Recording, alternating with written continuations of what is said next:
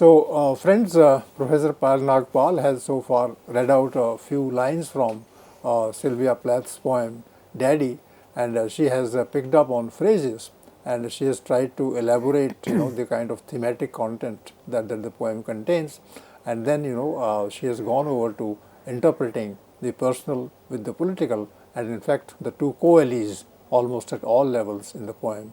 So I request Professor Payal Nagpal to resume her discussion, tell us more about the poem, about its phrases, about the picture that it has, and the kind of attitude that is reflected through them.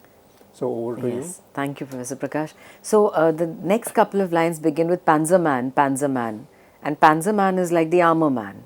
So not God but a swastika, and I think here the Nazi symbol is kind of brought in. And so black no sky could squeak through. Every woman adores a fascist. So the kind of adoration that at some point would have been there, but she reverses it again, and this is similar to the previous stanza where she talks about the mustache and the Aryan eye bright blue, and then calls a person the Panzer man. So she says, the boot in the face, the brute heart of a brute like you.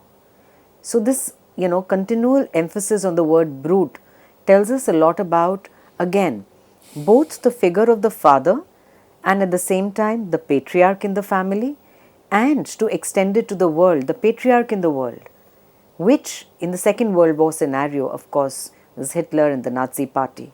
So these three aspects, understanding the poem through the confessional, her own personal life, but it is only a takeoff point, and then it extends to, of course, the context of feminism, where we look at the patriarch within the family, and further extends to the world, where one understands that this poem belongs to the second post-Second World War period.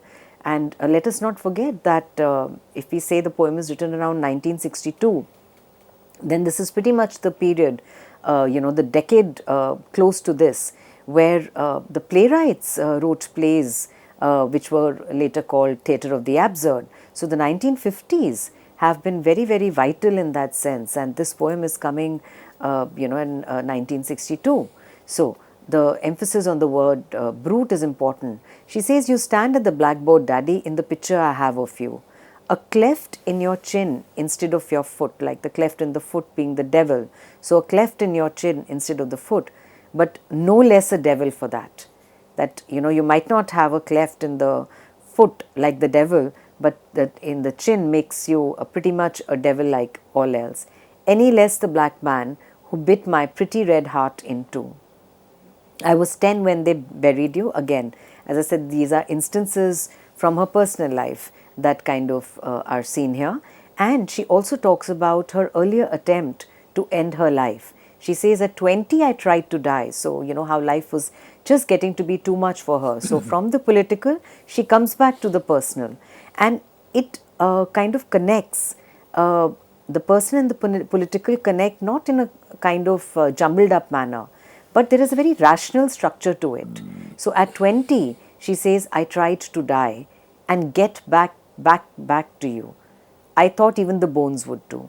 So she wanted to reconnect in a sense with her father. So as mentioned, that there is a sense of vacuum, but the memory of the father is entirely that of a very fierce sort of a patriarch, where she connects him pretty much to the situation of and the impact of the Nazis at the time.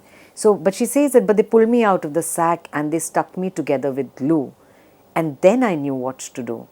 So she says that she was pulled out of her impact of having tried to end her life, and people around her tried to piece her together. They stuck me together with glue. And she says, then I knew what to do. So here what we have, in a sense, in this poem, she manages to bring together, I think, important instances from the 30 years that she has led, and also related to the world order of the time. And this brings us to probably the last part of her life, which was her relationship with Ted Hughes. And so she says, and then I knew what to do. I made a model of you, a man in black with a Mikaf look. So I think this is quite clear.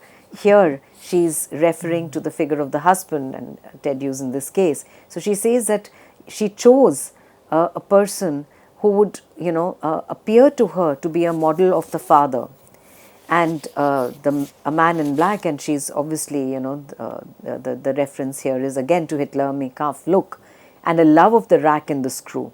So she was very critical of Ted Hughes and his other relationships, and so she says, I said, I do, I do. So here again, I think I would request Professor Prakash to comment on what you think, really speaking, now that we've discussed most of this particular poem, about how the personal, she keeps coming back to the personal, but that again remains a point of picking up an instance that could belong to anybody. Oh, in my And moving opinion, personal is only a reference. Yes. But actually, she is talking about the 1950s, as you very clearly suggest. 1950s come immediately after the Second World War, within 5 years. And then, the world is reshaping itself in terms of politics. And, Europe is not the same kind of Europe as it was in the earlier decade. And the entire world is now moving towards a different kind of system. And that system is very cynical. And in that cynical system, there is a father figure of the husband, Ted Hughes, who is also, not very loyal to the kind of love that she might expect from a man. And then, she is able to put these things together in a perspective. The perspective is of the 1950s. The world doesn't know which side to take. At the same time, it wants to forget the past, but it cannot forget the past. I think Sylvia Plath can, that way, be of great interest for the Indian woman. I say it particularly with respect to North India, where the partition happened and Muslim women suffered here and Hindu women suffered elsewhere, and it's not important which religion they belong to. What actually matters is that women suffered, and that they live in history at the level of memory, and in fact, in some cases, that can be more horrifying than the actual suffering. And I can say, in a totally different light.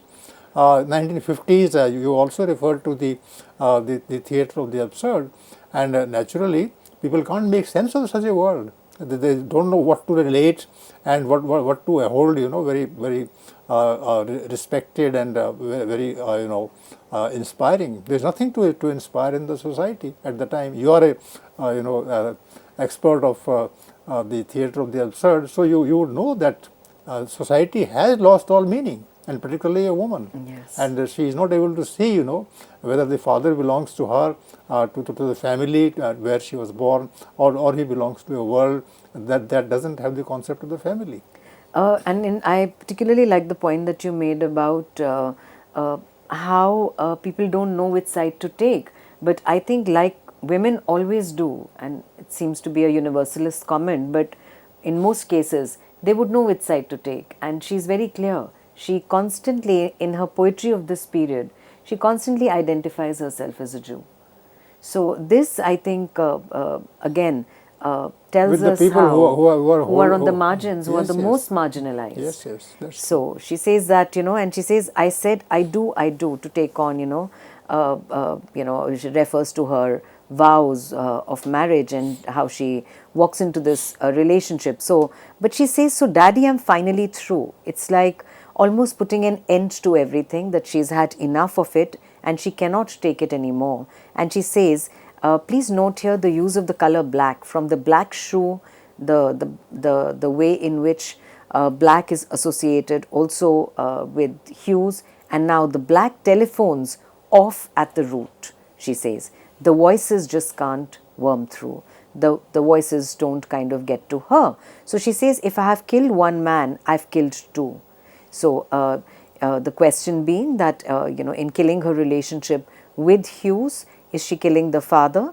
Is she finally, does she manage to wrestle free of the patriarchal constraint of the shoe that she has been a part of for the last 30 years? So she says, the vampire who said he was you and drank my blood for a year, 7 years if you want to know, she says. and this refers to the period of her marriage. Daddy, you can lie back now. There's a stake in your fat black heart. Again, the word black comes here. And the villagers never liked you. They are dancing and stamping on you. They always knew it was you. So, she finally ends it by saying that, Daddy, Daddy, you bastard, I'm through. So she's very, very clear that patriarchy, if we move beyond her personal, we understand that patriarchy in all its forms needs to be done away with. It's time that the woman gets up and she says that I've had enough, I'm through. And it ends on that note that I'm through.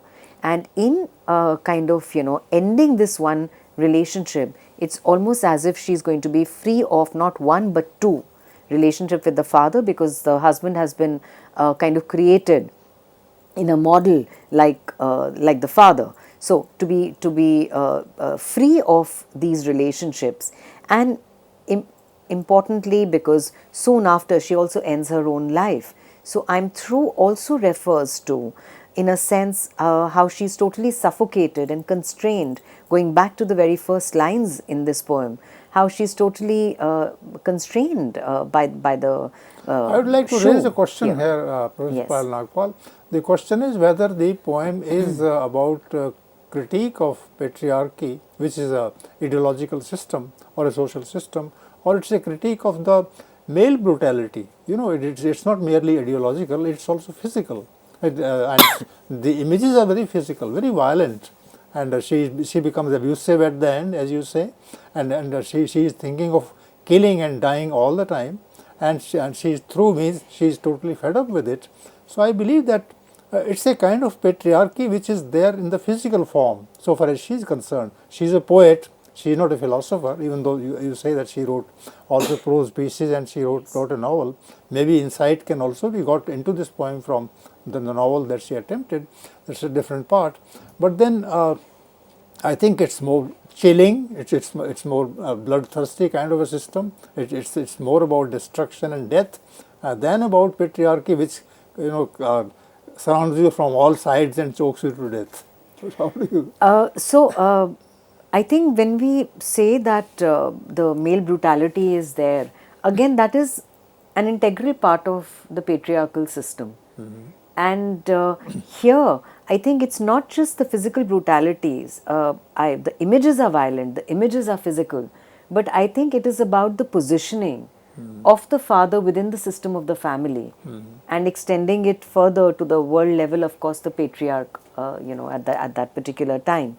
So I think it would be only one part of patriarchy. If we look at it only in the form of male brutality, then it would probably reduce the impact of the kind of figure that she's created, the whole Aryan figure, the father. So she's always watching him at a distance. So the violence is the violence that she wants to inflict, in a sense, when she says that she would have killed him, but he died many years ago. So now she can only kill him in memory, in that sense. And she does it by creating another figure, if there was any affection that she had for her father. So she rekindles it by creating, the figure of the husband, a model like the father, only to be disappointed and completely disillusioned in marriage. So I think that is equally significant here. So again, I like the fact that even though there are very few, the use of words from the German language, and that also kind of adds the use of sound, the onomatopoeic words are very, very significant here. And of course, references to her own life. So if I were to just, as mentioned right at the beginning, that this is a controversial poet because some want to defend her entirely on the count of using poetry as a confessional medium to talk about her personal life. I mean, if you look at it right from her birth to her pretty much at the brink of the point where she's going to probably in a few months end her life, we have all the important aspects there in this one poem titled Daddy. So on the other hand are critics who are not very happy about her documenting her personal life in this manner and trying to oversimplify it. So Al Strangeways says something very important here, that political realities and psychological difficulties are inescapably linked for Plath, and Plath's lines in this particular poem are then both psychological and political. Psychological because the poem is about Plath's relationship with her father, but in the sense that Plath uses the situation depicted in the poem to explore the attitude towards individualism. And Plath's other central political concern, as for most part of her generation, was the prospect of nuclear war, and with the Cold War at its height in the late 1950s, the potential for a different nuclear genocide made concerns about the Holocaust immediately relevant. So I think Al Strangeways is able to kind of put this into perspective and reconcile the two aspects of the confessional and the political, and of course everything is done from within the structure of feminism, and that I think is the beauty and strength of this particular poem. Please also speak from the point of view of psychology, where the woman is able to identify, her father in her husband, and that both being, patriarchal figures, and that there is a kind of a repression on their part of the woman. So, actually, this is again a very, very Freudian idea about looking at the father, looking at the husband, in the model of the father, and there might be carryovers and so on. But if I have to interpret Sylvia Plath's daddy, I would want to go beyond it, because that becomes a constraint to only then go back into the whole psychoanalytical approach becomes problematic. For me, I think the psychoanalytical approach also needs to be combined with the social context of the time, and I think here we need to look at what Sylvia Plath herself said. So her awareness of the interconnectedness between the private and the political, and her interest in the Holocaust. There's a BBC radio interview that she gave in the year 1962, and she was asked why she treats the Holocaust in her poetry, because people have been critical of her use of the Holocaust imagery for her personal life.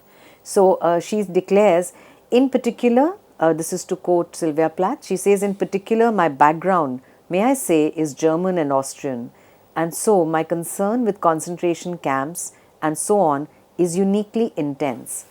And then again, I'm rather a political person as well, so I suppose that's what part of it comes from. So I think her own statement has made it very clear. You were talking about imagery that is physical and violent. There are the first couple of lines of the poem Lady Lazarus. I think it has one of the most violent and horrific images that I would have ever probably read in poetry. And so she says, these are lines from Lady Lazarus. I have done it again. 1 year in every 10, I manage it. A sort of walking miracle, my skin, bright as a Nazi lampshade. So the Nazi lampshade, because the skin of the people who were in the camps was used to make the lampshades. I have not come across anything more horrific. So I think we need to understand that here is a poet who was really responding to the times, and the times belonged to her both in the context of the Second World War, and also it's a woman's response. So she is going to talk about her marginality as a woman in the poem, and it would be very unfair to expect her to do something otherwise. So I think the personal and her poem is a classic example of the way in which the personal and the political really come together. Say something about the theme of suicide in the 20th century, because suicide, in the case of certain writers, is supposed to be a strategy to reassert, living. So Yes. it's a positive thing, and it happened in the case of Virginia Woolf. It also happened in the case of Sylvia Plath. And people, and insanity, madness, these are also very closely connected with this poet and the tribe of poets and writers. That insanity, in fact, is a better kind of sanity than the thing elsewhere. Yes, this is a very important point of discussion, and not just in the 20th century, but I think mid 19th century onwards, this becomes a very important point. I mean, we have the character, we have the figure of Bertha Mason, the woman in the attic, and of course, Gilbert and Gubar have, they've brought out the book Mad Woman in the Attic. So it's time for that woman who's been confined to the attic, and here I have to go back to Sylvia Plath's use of the image of the foot constrained in the black shoe, and the constraints that a woman faces. So certainly it is an important trope, I think, that belongs to the late 19th and early 20th century, the idea of a woman wanting to end her life. And there are a lot of women writers in whose novels, the protagonist, the novel ends by the protagonist taking her life. And one of the reasons for this is that, like Sylvia Plath says, I'm through, I'm done with it. And I think the writer at This times... also suggests, that she has tried to live, but she cannot live, and so finally she says, "My hands are up. I'm through. I can't continue She anymore." documents it. She says that she had given up her life once, which is also true of her personal life, that she did try to end it when she was about, I think, 20 years old. And she says that now people are putting me together, like, stitching me up or, gluing me together. But then again, she gets another jolt, and that is through the institution of marriage. So, And those 10 years, when she was 20 and was thinking of giving up on life, and she's 30 years, these 10 years have been years of struggle in so many different ways. Yes. And she tried to live, and she wanted to live, but could not. Absolutely. And so it's like, the women of that particular period, I think, were also somewhere running short of solutions or options. What are the options that they have? I think that is probably why, to them, whether it is a character in a novel or it's real life, it appeared as if ending the life, would turn out to be more viable than living, which is why asserting oneself with great dignity in that moment was the only option that they really I'm thinking of Kate Chopin's The Awakening here. And there too, how the female protagonist ends her life. It's because there are no options, and one would like to believe that in the 21st century, one has moved forward in time where women would have more options of leading independent lives, free of, and here I think again Daddy tells us a very important, the poem Daddy tells us a very important point about two institutions that are very, very suffocating for the women. One is family and the other is marriage. So both these institutions, which are the most revered ones of patriarchy, are seen as being full of constraints as far as the women are concerned. And would you agree if I say that this is a period when things are changing for the better so far as the feminist thought is concerned? Within 10-15 years of her death, you will have the rise of feminism in a big way in at least Europe. Not only that, right in the 1960s, a book that belongs to this particular period is Betty Friedan's The Feminine Mystique, where she very clearly, it's a book that's based on her interviews of women in America. So, of course, post the first wave, there was this myth of the happy woman who's very happy being a housewife, taking care of the children, going to attend parent-teacher meetings, cooking, and so on. But when she interviewed a lot of these women, they all had just one thing to say, that is, something is not right. And what is it that is not right? It is belonging to that black shoe. So their realization, which was latent, and of course the book totally busted this myth and belongs in that sense to the American context exactly around the time that Sylvia Plath is writing Daddy. So social waters are boiling at that time. Yes. There is already a book by Simone de Beauvoir which is in print. Yes. And these things are combining finally to make things emerge as a very strong feminist movement. Yes, and Simone de Beauvoir's English translation of The Second Sex comes around this time. So certainly, I think today if we talk about the second wave, of feminism, I think we also need to bring in poets like Sylvia Plath and see the impact. 3 sentences in the light of feminism today. I think Sylvia Plath's poetry that combines the personal with the political shows us the way ahead. Today, we might talk of feminisms, different kinds of feminisms, but I think we need to go back to this combination of the personal with the political, and that I think is very, very explosive. So friends, with this concluding remark by Professor Payal Nagpal, we come to the end of the discussion. It has been very fruitful in the sense, that the discussion has referred to the 1940s and 50s, and of course in the 60s she would, the writer would commit suicide, but then lots of thoughts have emerged in the meantime, and those thoughts are much more relevant today than they might have been at the time when they were expressed. So with this particular emphasis on the idea coming forward in order to give a chance to women to assert themselves, I think we finished this discussion, and I hope you have liked the discussion and you can think more about it in your own time with reference to the study that you do, and then try to relate these ideas to your own experiences so that a stronger sense of assertion by women and men both together emerges. Thank you.